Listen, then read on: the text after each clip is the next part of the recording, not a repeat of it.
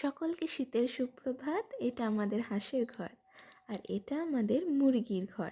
আমি সকাল সকাল চলে এসেছি সবাইকে গুড মর্নিং বলতে। দরজা খুলে একটু সরে যেতেই একে একে সবাই বেরিয়ে পড়ল সকালের রোদ খেতে।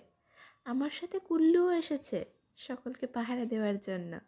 আজ সকাল থেকে শীতের আমেজের সাথে রোদও আছে ভালো। এটা আমাদের হাঁসের ইনডোর পুকুর। ভেতরে বন্দি থাকাকালীন এতে একটু চলাফেরা করে আর কি।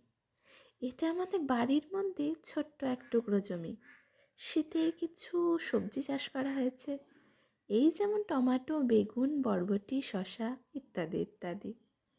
এখানে চারিদিকে যত দূরেই চোখ যাক শুধু গাছ আর গাছ। খুবই সুন্দর পরিবেশ। তার মাঝে আমার আর আমার এই পোষ্যদের ছোট্ট এক টুকরো বাসস্থান।